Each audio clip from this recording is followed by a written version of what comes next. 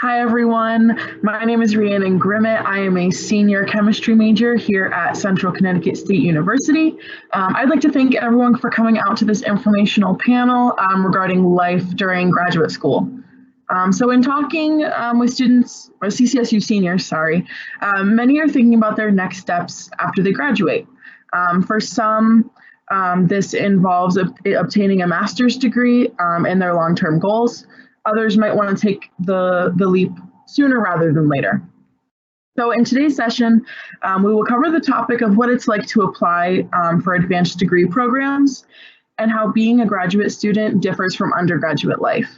We feel that it's important to review as it will help you in thinking critically about becoming a graduate student or PhD candidate, and then being able to communicate your goals and qualifications during your application process. I encourage anybody who's watching to use the Q&A feature, and we will try our best to get those questions as soon as possible. You should see a Q&A symbol at the bottom of your screen that looks like a chat bubble with a question mark inside. I would now like to invite our friends from Graduate Studies and Admissions to introduce themselves and tell us a little bit about graduate applications and processes. Good evening, everyone. My name is Patricia Gardner. I'm the Director of Graduate Recruitment and Admissions here at CCSU. And I want to thank you all very much for allowing me to have this opportunity to speak with you this evening.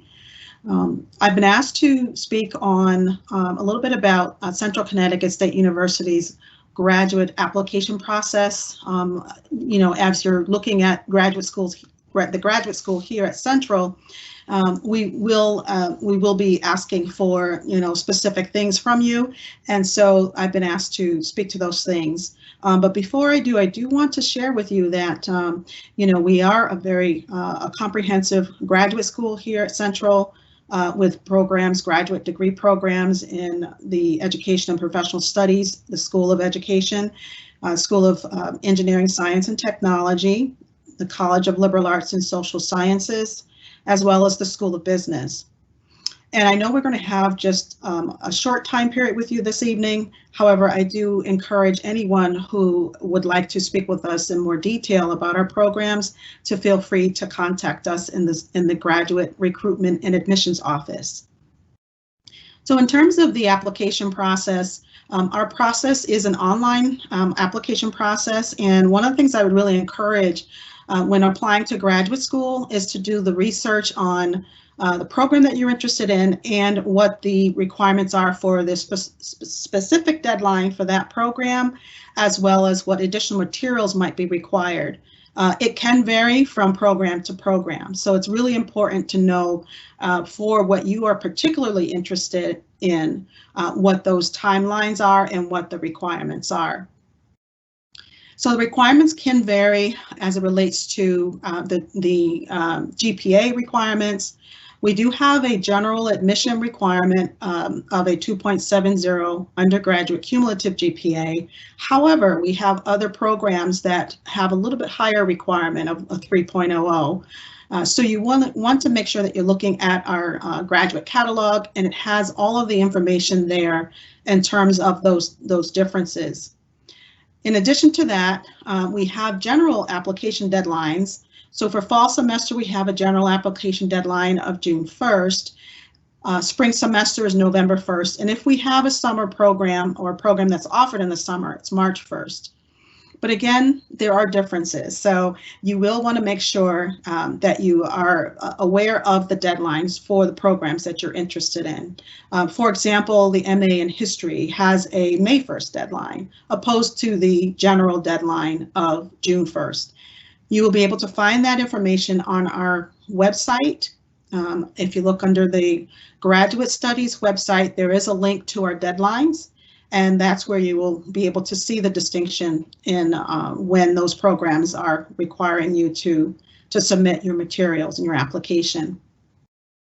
I do encourage you, even though, for example, if you know an application deadline is June 1st and it's October, to start your process. Go ahead and start it early. That gives us plenty of time to be able to communicate with you about any other materials that we need from you. And it gives you an opportunity to know that you can get your answers a little more quickly. We have a rolling admission process for most of our programs.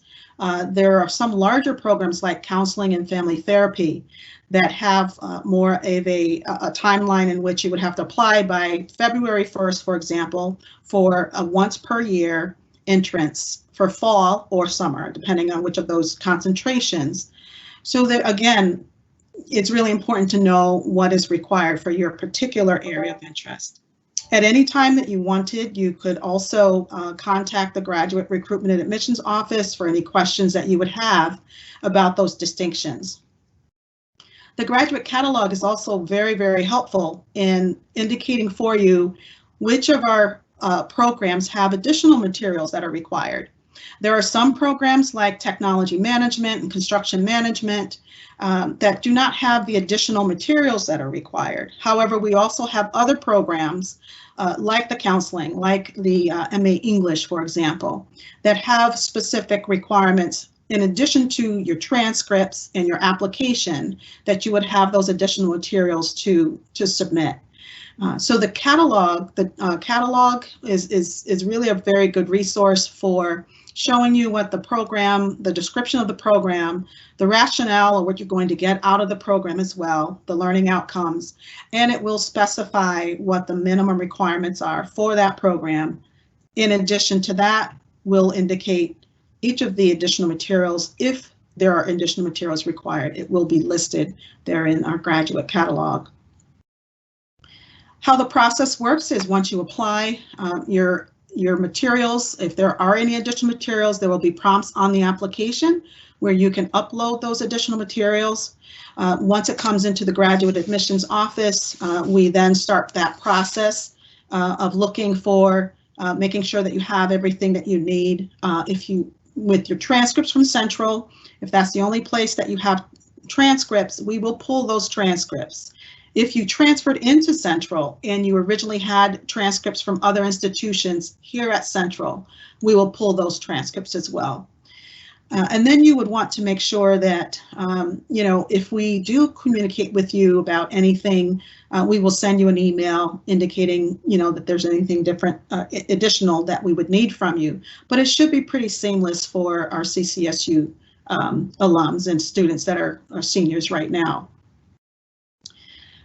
The other part of the process is once we have determined which program you're interested in, some of our programs, the decision is made based on your GPA and you will hear from the Grad Admissions Office. Other programs have a departmental process. So once all of your additional materials are in or your documents are here, we then will forward it to the departments, and then the departments will then review your information with the committee. If you are interested in knowing once your file has been complete and sent over to the department, what your status is at any time, you can either reach out to us or the department and we can check your status for you. Once we have received a recommendation from the departments, we then will contact you through the mail and we will notify you of the decision of your application. If you're accepted into a program, we also will indicate for you what your next steps are in the process. Full-time students, there would be a confirmation deposit that would need to be submitted from you as a $200 confirmation deposit. Part-time students do not require, we do not require that for part-time students. A full-time course load for graduate students is 9 to 15 credits. Most students you'll find will have a 9-credit workload, course load. There is a difference in terms of rigor and some of the things that you'll be required to do as a graduate student. So the course load is different from the undergrad full-time course load. Part-time students, the course load is 8 credits or less. And you can take one course at a time if you needed to. Let's say, for example, you find that you're working full-time and you want to go through your degree program at the same time, and you have other, work balances that you have to commit to, or life balances, then it's really up to you how you might want to take those courses. So if you need to be part-time, that is an option available to you. In terms of financial aid, I just very quickly want to mention that our graduate students can apply for the degree-seeking programs, can apply for financial aid, and that would be through the FAFSA form, and through the financial aid office will have the links to the FAFSA, and it would be loan-based financial aid. And in terms of that process, what they will do is, if you have applied and been accepted, they then can award you financial aid. If you applied and have not had a decision yet, but you put your financial aid paperwork in, they will wait to see that you've been accepted into a program before they would make an offer for the financial aid, loan-based financial aid. And there are Stafford loans that they offer. You can apply for those Stafford loans as long as you have at least 4.5 credits that you are taking. In terms of scholarship opportunities, I just want to just quickly say that there are some scholarship dollars that we do have in the admissions office that we have to work with. There's a smaller number of scholarship dollars there, but we will be taking a look at that, and then students who we are able to offer scholarships to, we will do so through that acceptance process. I think those are the main points that I think I wanted to touch upon, and I certainly will be here to entertain any questions. And again, if you're interested even working with me one-on-one, or you have questions you'd like to schedule a time to meet one-on-one through Teams, I'm more than happy to do so. Again, my availability, you can send me an email if you'd like, and I'm willing to, I can put my email in our chat for anyone who would like to get in touch with me. Thank you again, and have a great evening.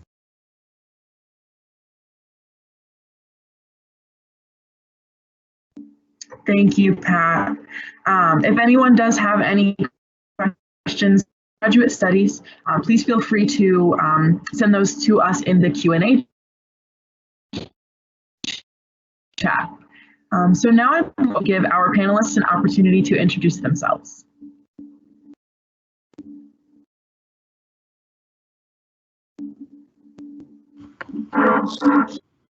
Hello, everyone. Good afternoon, or evening, I guess. My name is Marion Janeshill. I'm really excited to be here. I'm really happy to be able to share this opportunity with you and kind of discuss like my own situation and experiences with the graduate program. So I am currently enrolled in the English Master's program. I am in my second, or technically third semester, and I don't have a primary research project yet, but I'm very interested in the American canon, so it will probably involve something in there. So I'm really happy to be here and discuss this with you all.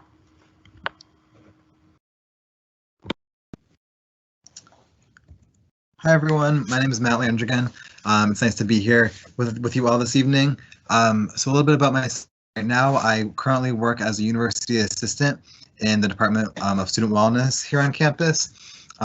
From a little bit my journey into getting toward my grad program, I did my undergraduate at Southern Connecticut State, where I was a business marketing major, and then that brought me to CCSU, where I was enrolled in the Student Development Higher Education program for my master's. That's under the Counseling and Family Therapy track. During my time in the program, my second year of it, my primary research project or capstone was studying freedom of speech on college campuses, specifically at CCSU, and what types of programs can be utilized and put into place to kind of combat the challenge that freedom of speech faces on college campuses at times, and kind of delving deeper into that.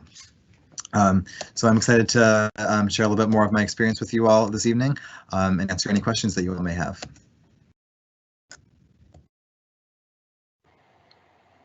Hi everyone, my name is Mariah. I'm in my last semester of the English graduate program.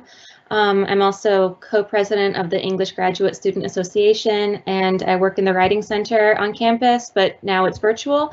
You don't need to be in English to work in the Writing Center. For undergrad, I graduated from Ohio State in 2016. I took a few years off because I had no idea what I wanted to do. I thought I wanted to teach high school, found out I have no crowd control. So took another year off and looked into Central and fell in love with it. So here I am, and I'm looking forward to answering any of your questions tonight. So thank you for having me.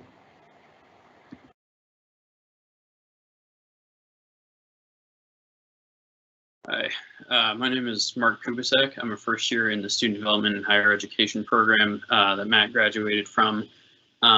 In undergrad, I went to Holy Cross in Worcester, and I got an English major. And then I came to CCSU, where I currently work in Student Center Operations and do my practicum in the Career Success Center.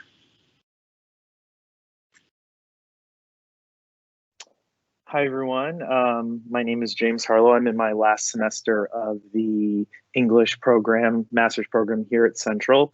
I went to UConn for my undergrad at their Waterbury campus, where I majored in English and Irish Lit.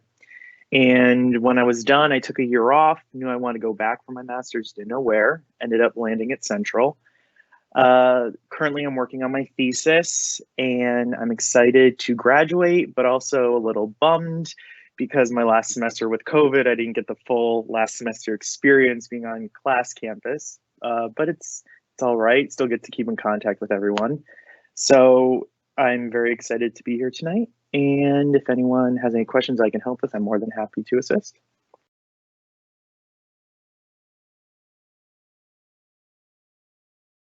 Thank you, everyone. It's great to meet all of you and see some of you again. So here's our first question. When did you start thinking about getting a master's? And what was your motivation for continuing your education with a graduate level degree?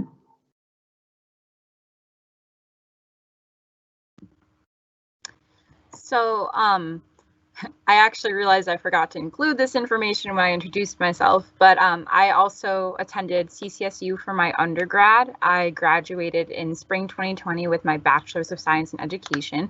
So I'm also, as a result, I'm a first-year teacher at Cromwell High School. And I knew that I knew that I wanted to be a teacher since 7th grade. And as I continued my research into the requirements for it and the things that I would need to be able to do, it became pretty apparent pretty quickly that I would need to pursue graduate work.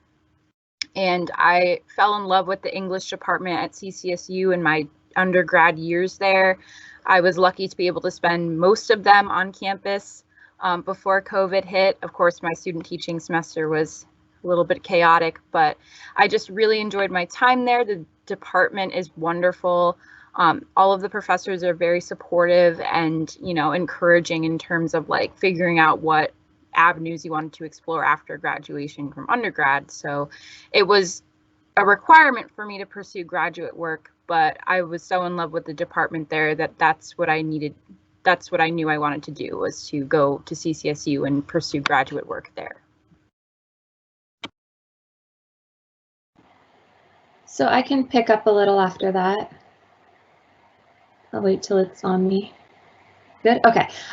So for me, I had never been to Central before. A reason I applied there is because they did not require the GRE for English. I'm anti-GRE, so go Central. But also with English, a lot of the times people ask you, oh, you want to teach? No. So unfortunately, in some fields, the bachelor's degree is the new high school diploma. So I think if you are interested in doing research of any kind or publishing or writing or whatever your field is, if you're able to continue, I recommend it because time goes by quickly and it just opens up so many more opportunities for you. I've done things in the 4 semesters I've been here I never thought I would. So I think it's an opportunity where if you're able to, you should take it, and Central is a great place to.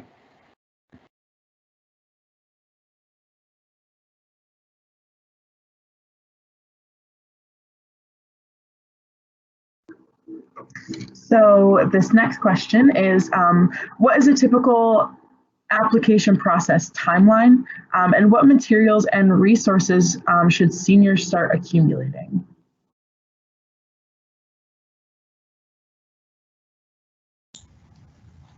Well, I know when I started, I had taken a year off in between undergrad and grad school. So it's really important, especially as a central student, it's a little easier because you're coming in, you're familiar with a lot of the teachers. But for me, I had to make sure I kept in contact with a lot of my professors at UConn. I don't know if it's still the same, but they didn't require letters of recommendation, they required references. So I reached out to a bunch of professors from UConn and I asked if they would, consider being my reference. So it's good to just stay in contact, even if you plan on taking a little bit of a break between undergrad and grad school, to at least keep that relationship up with them so they can be your reference. But just with English, save all your work, have a good piece of writing that you can submit. I don't know what the process is for other departments, but at least in English, go through all your stuff, see what you have, and kind of put together a portfolio.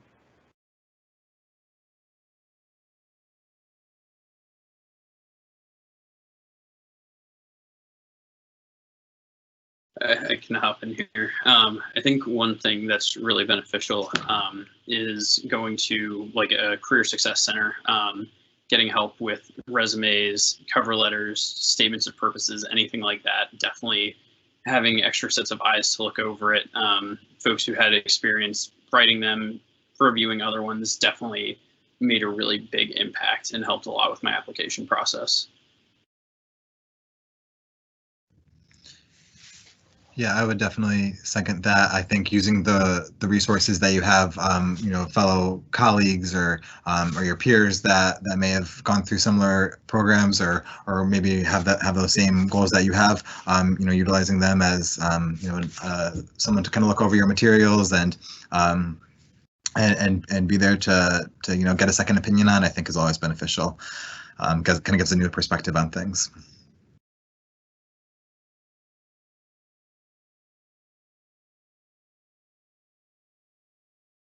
So this next one is, how did y'all decide which schools to apply to and then attend?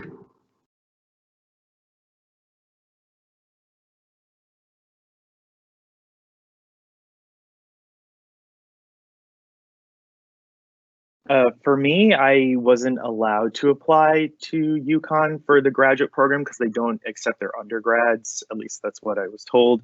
They try to get a whole new flock of students in. So I kind of looked outside of UConn to see what other schools were offering. And my friend was going to the Southern English program. So I was like, well, I want to go my own way. So I did Central, and I think it was a great decision. And definitely reach out to professors in the department, because they can give you an idea of what the program is like, so you can kind of have a sneak peek. I know Dr. Prozorski, I didn't know her, I just emailed her because I knew she was at the program. She just kind of gave me some ideas of what to expect, so you don't just go right into the program and kind of have an idea of what you're looking forward to.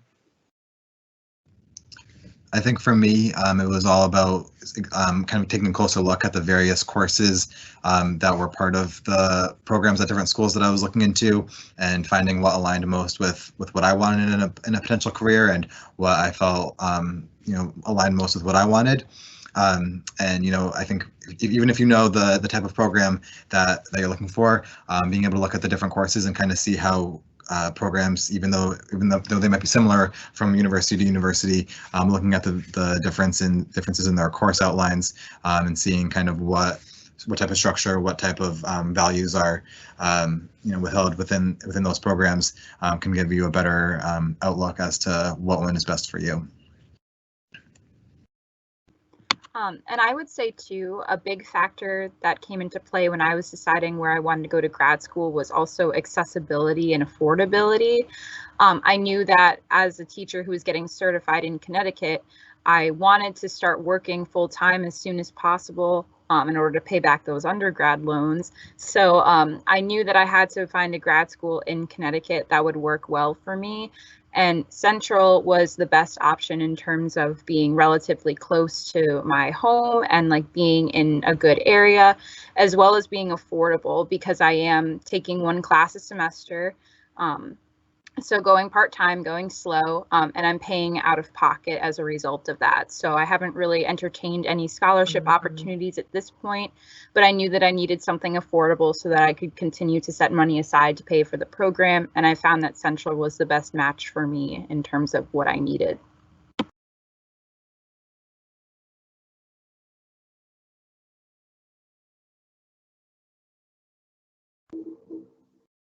So this next question is for Mark. You went into it just a little bit, but what resources does the Career Success Center provide for graduate students?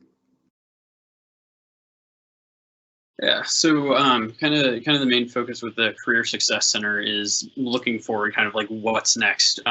So it's preparing you to look for jobs, to prepare for those job interviews, for those applications. So kind of like I mentioned earlier, reviewing resumes, reviewing cover letters, statements of purpose, everything like that.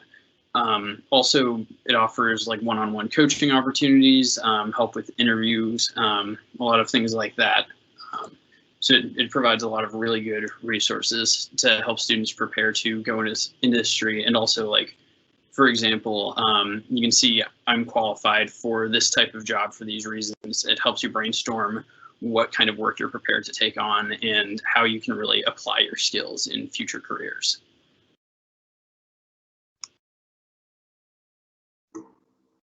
What advice do y'all have on program selection and advisor relationships?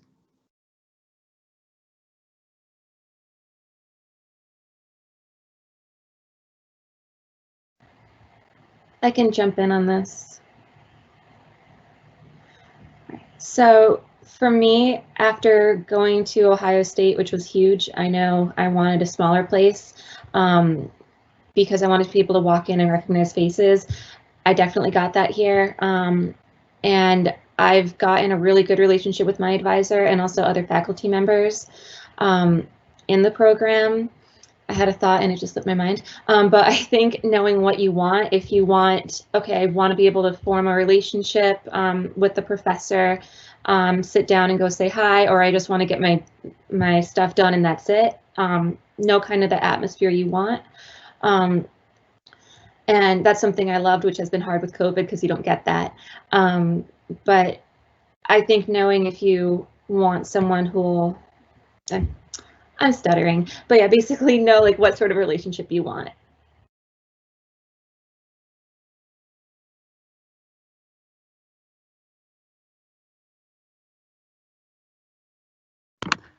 I'll jump in here too really quickly. I was lucky enough as a member of the English MA. I was in contact with Dr. Pazorski long before I decided to even apply to the program, only because I had heard good things and I knew I was looking into Central.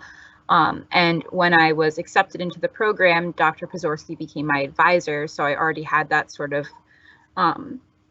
relationship with her. But my recommendation for advisors is definitely like maintaining consistency in your relationship with them, staying in contact with them, networking, building that relationship after the admission process, and checking in with them periodically is really helpful to you because that builds that relationship, gives you access to other resources and materials, and even potentially a reference moving forward. So maintaining consistent contact with your advisor is really beneficial to you and the program in general.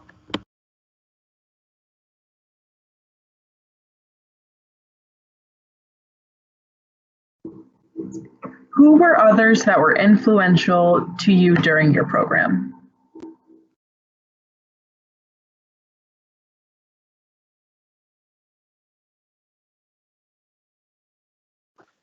I mean, in all honesty, you know, a lot of the professors are very influential. There are ones that I definitely feel a lot closer to than others, but really the people who are in the program with you, Mariah and I have been in a lot of classes together. A bunch of us, we kind of built a group where we just would have each other to talk to, and you really kind of have this camaraderie because you're all going through this program together, and only they can really understand what the course load is like. So if you get into the program, really build up relationships with people outside of just the staff and faculty. Really get to know the people in the program with you, because in the end, they're going to be the ones who, we're all working on our thesis right now. They're going to be the ones who are really going to be able to be your sounding board to help give you some ideas. So definitely pick some teachers that you really like, but also get to know the people in the program with you. Yeah, kind of building off of that a little bit, I think your peers are the people that you can learn so much from through course discussions during class, and small group projects or one-on-one conversations that you have on your 20-minute dinner break during class, or when you're heading out back to your car at the end of class, talking about what happened that night in class. So those relationships, whether they're inside of the classroom or outside of the classroom, I think are fundamental in the kind of overview success that you might have as a grad student, and some of the conversations that you'll look back on and have learned some of the most from. So I think those relationships are super important.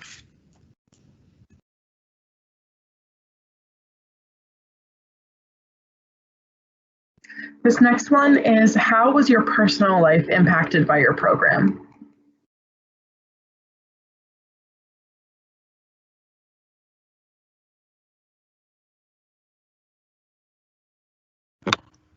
I'll jump in. So I'm only taking one class a semester. So I would say that, like, mainly for me, it's been about time management and really kind of carving out some space over the weekend to get some work done. Especially being a teacher, I don't have a lot of time during the week to do homework, and I do like to spend at least an hour every day unwinding, decompressing, doing some self-care. So in that regard, and only taking one course, it's just been like setting 3 hours aside in the morning to do some studying on Saturdays, or setting some time after school some days to write my papers, things like that. So, it does carve into some time that I would normally use for like self-care, but then I just kind of make it work and figure out a different time to do those other things, because it is important to maintain mental health and self-care, but it's also important to get your work done. So it's just a matter of shifting those responsibilities and finding that balance in terms of getting your work done and taking care of yourself.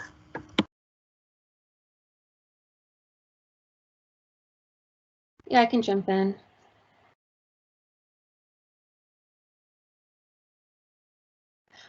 So I had a different experience than Marion. I basically was living on campus my first year. I had a full-time assistantship where I was tutoring and doing research, and then I was taking 9 credits a semester. So I was doing like the really immersed way you can do your program. So it's just, you need to wire your brain for how you decide you want to get this program done, whether you have a full-time job and you're adding on top, or you decide to take a year and just go like head first and dive in. Whatever's healthiest for you. I think self-care is important because it is different than undergrad. A lot of responsibilities put on your shoulders. They don't hold your hands as much like they do in undergrad, so you need to work on your schedules.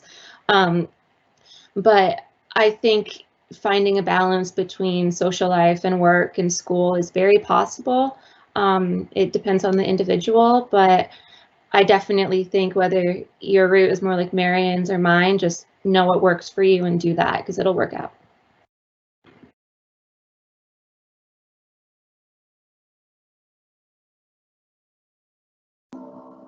So this next one is, what are the funding considerations for starting your master's or PhD? And then what are the financial pros and cons of entering an advanced program?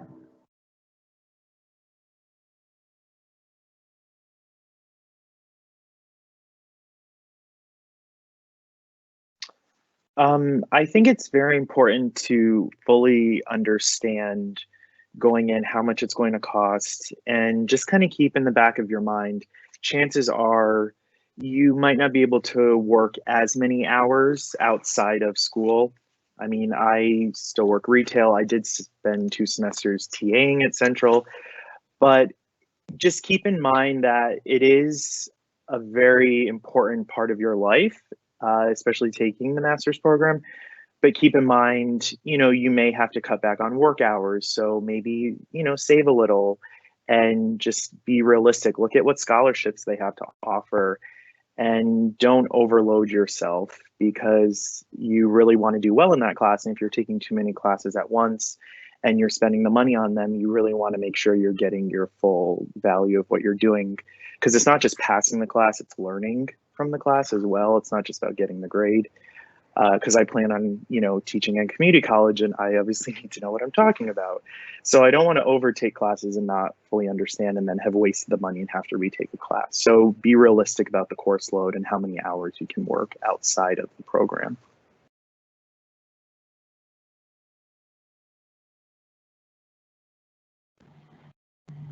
Yeah, I can jump in.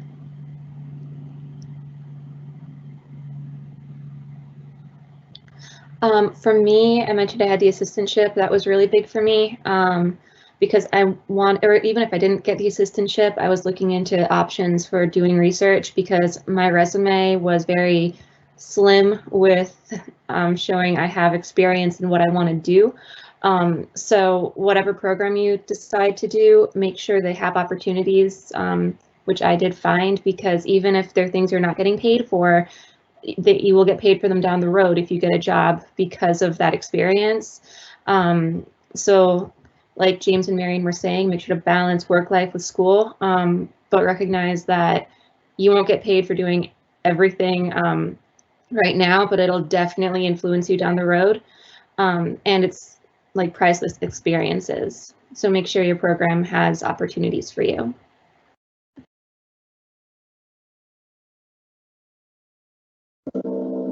This next one I think is kind of fun. What is your best piece of advice for someone who's interested in a graduate degree? And then what would you like to go back and tell yourself about the experience?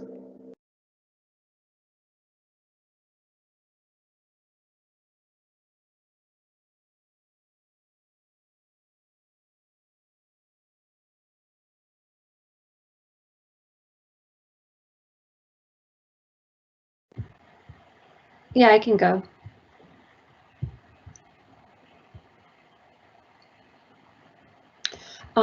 So I would say if you're interested, do it. I don't see a single con to doing a grad degree. Just make sure it's the right one. From someone who dropped several grand on starting a program they dropped out of first semester. Really look into what you're getting yourself into. And look into different options for your degree. Maybe you have a bachelor's degree like English, where I felt the only way I could get a job was to teach. It's not true. So see what your options are, really do your research. But if that's something that's gnawing at you, jump in and do it, because it's a great opportunity and it'll open more doors than it'll close.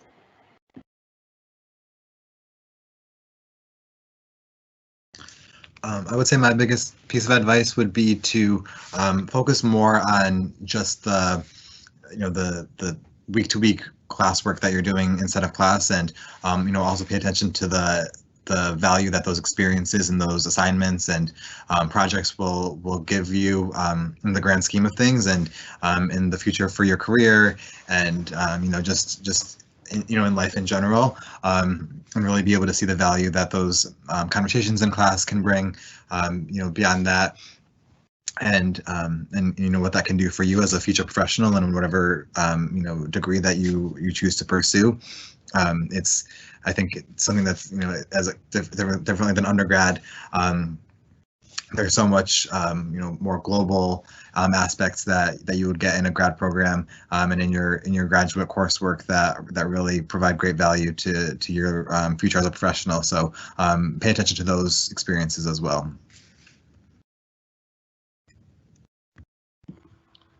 I can go too. So my piece of advice is just to be mindful that knowledge is power and knowledge has value, And to be in a position where you can pursue a master's degree or graduate work of any kind is a privilege. And to be mindful of that and then apply the information that you learn, the experiences you gain, in a way that benefits not just yourself, but the people around you and your community, and whatever professional environment you end up in is really wonderful. And if you have that opportunity, I strongly encourage you to take it. If you're thinking about doing it, it's incredibly rewarding. It is a lot of hard work, but I find that I'm learning so much every class about the world and different perspectives. And this only translates into the way that I teach and the ways in which I interact with my students. But again, it's just a wonderful thing to be able to experience this and to engage in discourse with people who have similar passions as you. So I say do it. It's wonderful.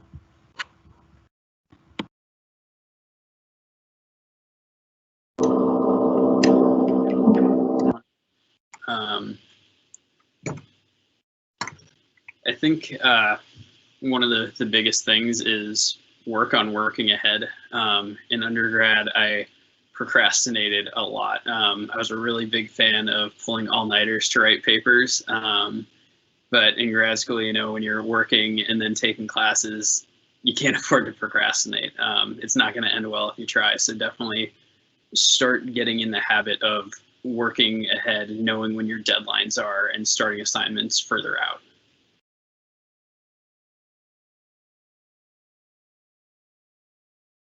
I would also just say, be open-minded. You know, as far as English goes, you go in liking a specific area of English and expecting to only study that area. And that's just really unrealistic because there's so many other avenues to explore. So not every single class you take is going to be your favorite subject, but be open-minded to what the professor's talking about, because as Marion was saying, it's going to be beneficial to you in the long run. So don't just take the class to take the class, actually try to absorb what they're saying and really see how you can, you know, attribute it to your life, because you may come out of the class loving something you never expected you really love. So I think that could be said about any particular program.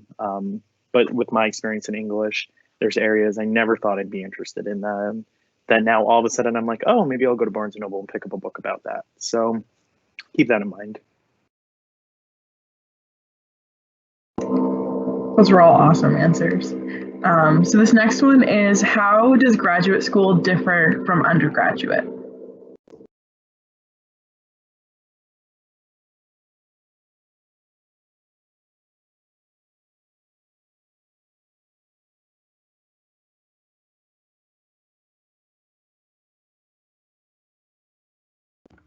I'll go.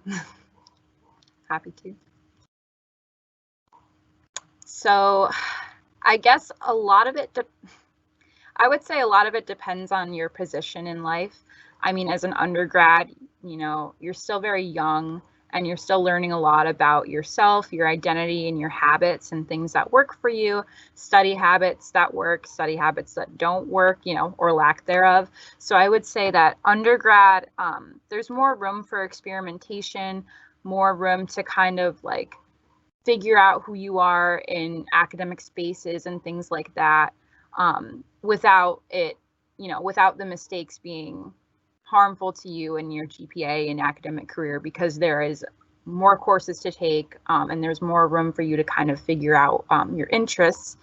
Whereas with graduate work, I mean, you're entering a more specialized field, you kind of already have a focus of study. And like James was saying, you know, there is a broad expanse of topics to cover still, even in graduate work, topics that you might be surprised that you enjoy learning about within your field of study. But you're older, you might have taken a year, 2 or 3 or more off.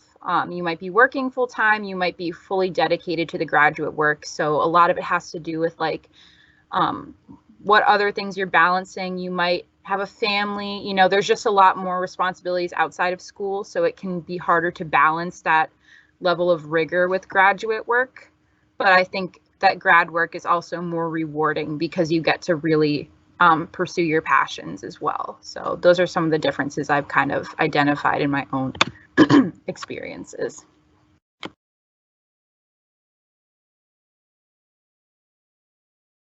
Also in graduate school, the professors treat you more like peers rather than students.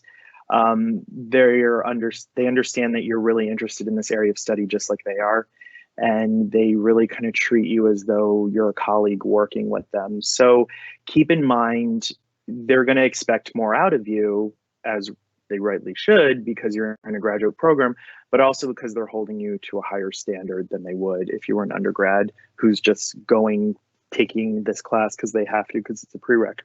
Excuse me. So keep that in mind. Definitely be disciplined and do your work and show them that you value your place in the program and you really enjoy being there, and you'll get respect from them in return.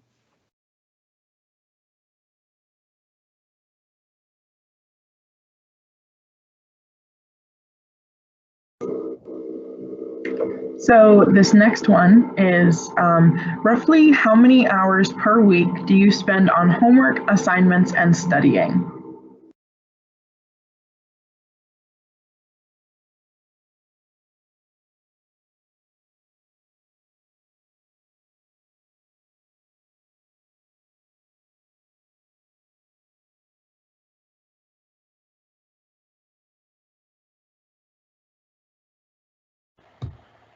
All right, I can attempt.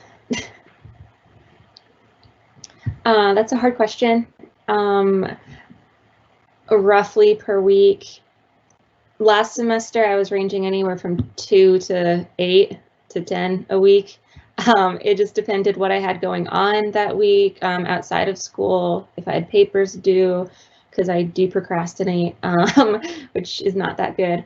But it'll vary person to person. So it's really hard to say, at least in my view, oh, expect to spend this many hours. I think it depends how you work. And if you're a quick reader, a slow reader, how long it takes you to do a draft, what field you're in.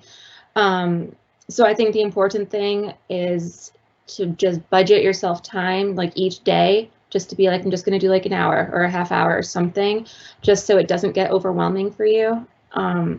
That's what I had to figure out.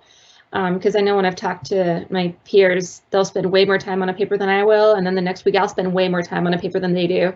So just know, even if you get in a routine that might go out the window the next week, which isn't to scare you, but just be flexible, know it's doable, and just give yourself the time to get done what you need to get done.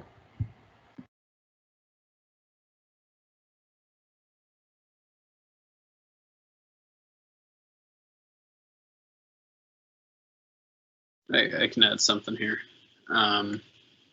Say, and I don't know if Matt had the same experience when he was coming through the program, but I'd say on average I probably have like 3 to 4 hours of reading each week. But with all of the topics, there's always more to learn. Like you can always find more resources online, whether it's research studies or different things like that. So it's really, there's like a baseline of a few hours every week, but you can always go deeper if you're interested in the topic. There's always more, and you can always talk to the professors if you're interested, and they'll give you more resources that you can look into on things like that. So it's really just about how much you want to learn.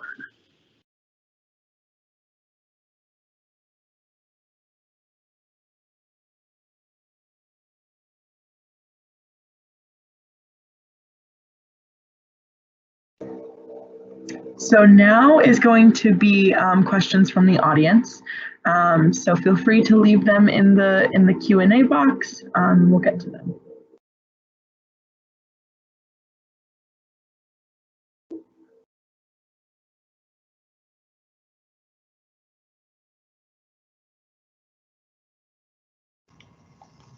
Hey, Rhiannon, we have one. It is, when applying to grad school programs, what should your timeline be?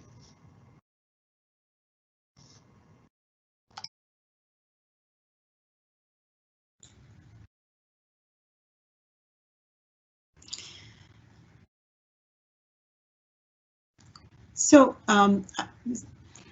what I'd like to do is just say one thing in particular is encouraging you to think ahead. I think we talked about it a little bit before. Thinking ahead is critical.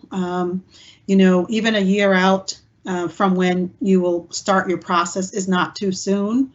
And I really loved many of the things that the panelists talked about in terms of, starting to really think about who you're going to have for your recommenders, thinking ahead about what you're going to write about for any of your personal statements that you might have to submit. Certainly, anything you can do ahead of time would be important. And again, a year out from the time that you're planning, so it is always good. If the thing is that you do still have the opportunities when you get closer in, but I think it takes a level of stress off of you when you have really started that process earlier rather than later. And also, it does give opportunity to communicate about what documentation you really need to still submit for your materials or for your application.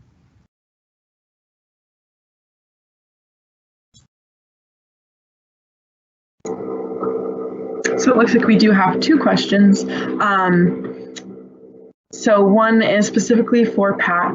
What should students be doing right now if they want to apply to a CCSU program for the fall 2021 semester? So the fall 2021 semester actually has been open. So we started those applications, I believe, right after August. We started opening up those applications. So, what you want to do is make sure you look at what the deadline is. Again, some of the deadlines for fall 2021 have already passed. For example, for the counselor education programs with the concentrations in school, clinical, professional, and higher ed had February 1st deadlines. So again, you really want to check those deadlines.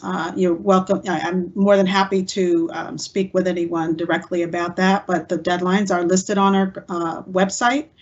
If you go to the Graduate Studies website, there is a link for deadlines. And again, because they can vary, it's important to look there. But at this point in time, you should definitely have in mind, if you haven't already, to get online and start your application. Go to the graduate catalog to see what the requirements are for your specific program, and then check the deadlines. Again, the general deadline is June 1st. However, there could be some variations. Also, getting in touch with your recommenders. Don't wait until 2 weeks before to ask them to be a recommender, because they have busy lives as well. And so anything you can do to help yourself with helping them, with giving them enough time to respond accordingly. And also sharing with them, if your program is asking for them to speak to certain qualities, be sure you know what those things are. Again, those are listed in the catalog. If you have to write letters of application or letters of personal statements or essays, certainly I really enjoyed listening to the panelists, because they make some very good points to you as, as prospective students, is, tapping into your resources, making sure you have enough time that once you have written your essay, that you have someone take a look at it. We, here at Central, we have the Career Success Center. Visit those offices for the resources they offer so that you can make sure you're providing the best presentation of yourself as possible. Thank you, Pat. So our next question is for Mark. How can students book an appointment with the Career Success Center to review materials such as a resume? Yeah, so I'm actually gonna send the link in the chat. I'm not sure if folks can see that or not, but if you go to ccsu.edu/csc/, that's the Career Success Center's main website, and schedule an appointment is one of the tabs on there that you can click, and it has a lot of options in there, so you can kind of specify what you're looking to get out of the meeting, whether it's resume review and cover letter critiques, or job search strategies, or interview preparation. There's a lot of different options like that to really help help us know what folks are trying to be prepared for, how we can best help them. And then also on the website, there are just a lot of other really cool resources, like job search resources, things that let you know what kind of qualifications folks are looking for specific types of jobs, example resumes, cover letters, things like that. And then also different events that folks can sign up for, like career fairs. So there's a lot of good stuff on the website. Thanks, Mark. So our next question is for Mariah. Did you have to move across the country? If so, what was that like? So yeah, that's a good question. My undergrad experience was kind of weird. I started at UConn for my first 2 years, and then I transferred to Ohio State. So initially I'm from Connecticut, but I lived in Ohio for 3 years for my bachelor's, and then lived there a little while longer after that. And then I moved back here, and then a bit later I went to Central. So moving to go to school, whether it's undergrad or graduate, you know, you're in different places in life, but moving is one of the biggest stressors, according to scientists.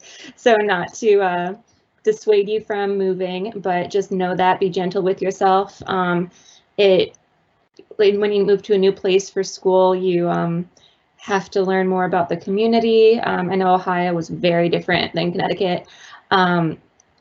And, you know, you might not have friends there. It can be a little scary, but traveling is such an amazing experience. Not everyone is able to do it. So if you are considering moving out of state to go to school, and you like the school, I highly recommend getting in touch with professors or deans or somebody in the school, so you do have a foundation when you get there. I did that even for Central. Even though it was still in my home state, I didn't know anyone there. I got in touch with some people in the English department, and it made a world of difference because there was a familiar face I had. So I really recommend making some sort of ground for you to land on when you do move, if you do. So yeah, it's different for everybody, but those are my little tips, and I hope that helped you.